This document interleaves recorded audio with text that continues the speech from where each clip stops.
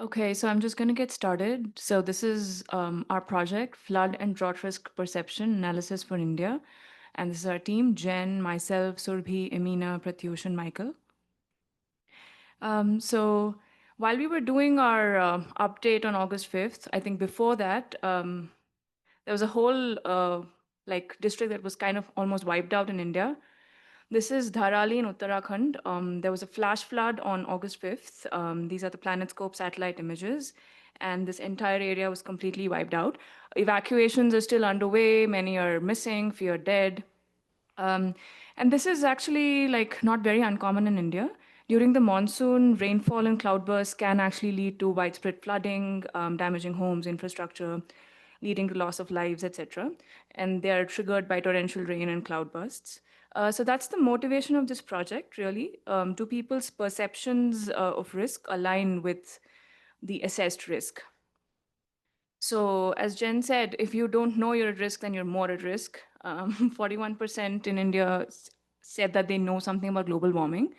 Now, this is not to say that if the perception of risk is greater than assessed risk, it's that people are overreacting. It could be that our assessment of risk does not adequately capture the risk that people feel that it poses to their lives. So in any case, it's important to know the gap between what is perceived and what is assessed for it to be then analyzed further.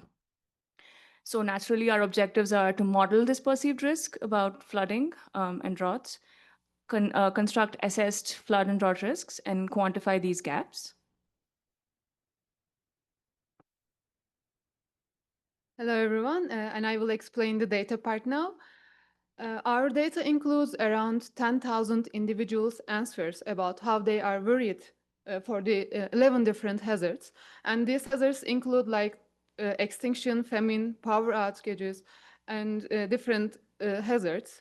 And this heat map shows the how they are like worried by hazard and by district. So depending on the data analysis we did, we have decided to go with droughts and floods because if you see the, especially the drought one here, we have the like most of the people are worried about the droughts.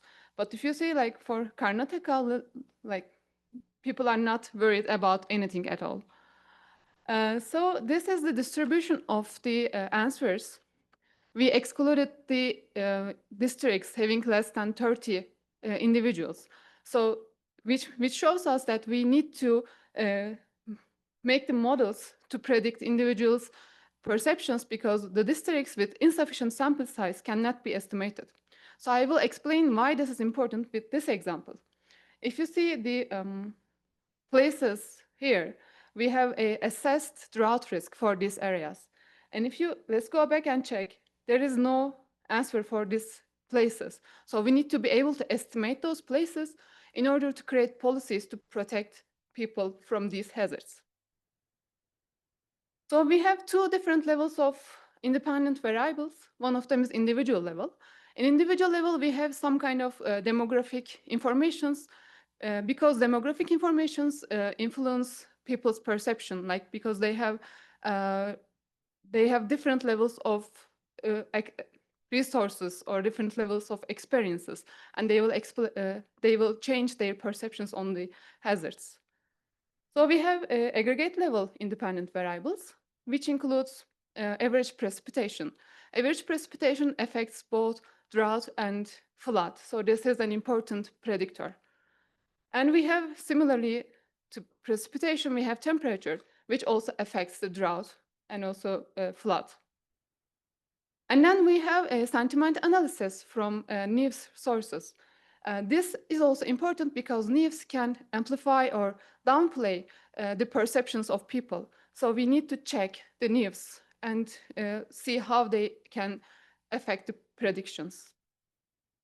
We also have the average radiance because nighttime lights can show us the economic activities for that city. And this also affects individuals' perception on the hazards.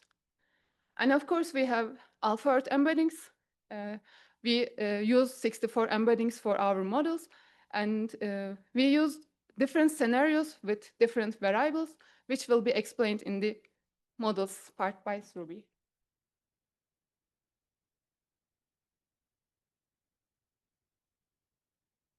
Okay, so the models part. So we fitted multiple machine learning models, starting with random forest, gradient boosting, which is XGBoost, and logistic regression. The first two are tree-based algorithms, and the third one is a simple regression-based algorithm.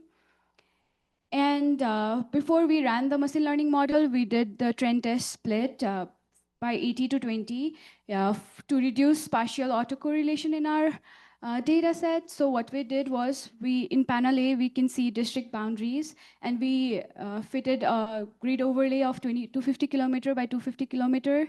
And then so the pink one are the testing grids, and the blue ones are the training grids. And that's how we took our sample, like split our sample by 80 and 20, so that we don't mimic the patterns. So to have like distinction between the training and testing sets. And then after we have everything, we fit our models into multiple, we fit all three models for multiple modeling scenarios with target variable as flood and drought perception. And the first model includes all the individual characteristics that we have from the survey data, which is age, gender, urban, rural, karst, and district. And then for model two, like the scenario two, we combine model one and we add the physical variables that we have. And for model 3, we use the same model 1 and we add alpha earth embeddings. And the fourth one, we combine everything. And then we evaluated the model using multiple evaluation metrics, including accuracy, precision, F1 score, and ROC AUC curves. Hi all, Pratyush here. So I just want to highlight here that we started wide with looking at both floods and drought, but eventually in the interest of time and because we were pulling data from social media, from different sources, we focused just on floods to get a sense of how far these data sets can get us in terms of predicting sentiments of people. So our results are going to focus only on modeling flood sentiments. So in this graph, let me orient you a little bit. You are seeing 4 different accuracy metrics that we got for our classification models. The groups on x-axis show you the different types of models that we managed to fit. And then you would largely see that there's a tie in, say, accuracy between random forest, logistic regression, gradient boosting, and so on. But what I really wanted you to focus on is F1 score, where random forest does a far better job compared to other models. You would also see that model 1, which is just base model, and model 2, which is base model plus physical variables, are doing fine until you add alpha earth embeddings, and you see a sudden jump in F1 score between model 2 and 3. And then when you combine everything, you see a minor improvement in random forest model. So what we find is that in our case, random forest model with all 4 embeddings, the fourth model with all the embeddings and all the variables that we have does a decent job in F1 score. But it really depends on what accuracy metric is important to you. Now, in terms of feature importance, we found like contrasting results from different models. So in logistic regression, you would see that the demographic variable has like higher importance. And then when you add social media data, district flood level sentiment is important in model 2. But the moment you add alpha earth embeddings, all of those embeddings take charge. So for instance, A47 means, so from A0 to A63, we are looking at 4 embeddings, and then we extracted percentile values, P28, P98, median, mean, and so on. So you would see that in terms of like feature importance, in model 3 and 4, the models that has alpha earth embeddings, those like take over. But whereas in a gradient boosting like regression model, what we found is that the district code dummy variable that we had added to account for cultural or like local aspects. So the district code like takes over by a lot. And then we won't see a similar pattern in model 3, which shows alpha earth embeddings to be taking all the feature importance, which is kind of counterintuitive, but also okay, because the decision boundary of a logistic regression model versus a gradient boosting is very different. The decision-making process, the kind of error they are trying to minimize and optimize for is very different. And you see a similar pattern in random forest model as well. So again, like district code takes a lot of importance. all the physical variables are here, and then you would see like alpha Earth embeddings taking a little bit of importance. And I know for like this group, we know that alpha Earth embeddings are new, and we are all interested in looking at how they function and what they look like. So what we did is we extracted band 55, 13, which are important in both models, and then band 27, and then visualize it as RGB image. So this is the image, RGB image combination that you are looking at, band A13, 27, and 55. You would see that the northern part has this pinkish tone, and I'm going to zoom into that area. So what you are looking at right now is really the mind of AI. And what I'm going to do right now is overlay flood map. And I want you to closely look at what if there are any similarities.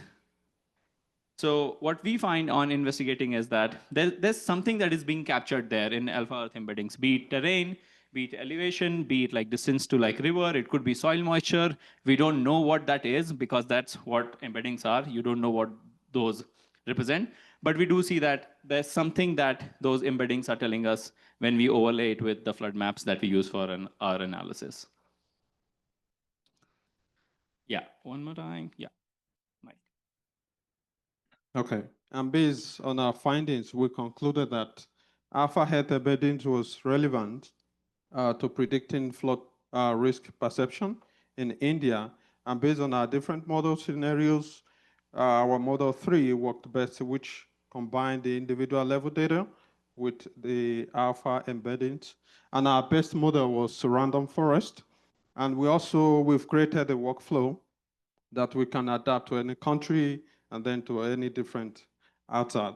And then going forward, we intend to refine the model and construct the passive risks, and also finalize the assessed flood and drought risk map. So based on the first and the second map, we will quantify the gaps between the perceived and the acclaimed assessed risks. And we also intend to create a manuscript from this, which we intend to title Flood and Drought Risk in India going forward. And in terms of logistics, we have our Jupyter Notebook on the iGuide platform. And we also have our data card for the data set we use in this study. And it's a wrap. Thank you very much. So quick question about how you use the embeddings. Are you doing summary statistics or descriptive statistics in a moving window around each of your pixels, or are those min and max given by Alpha Earth directly? Great question. So, and this was a challenge for us, and it took a while for us to figure out. What we did is, so we have two levels of data. One is individual level and one is district level. We aggregated embeddings to district level, and we calculated a whole bunch of metrics, percentiles, mean, median, max, second and 98th percentile, and so on.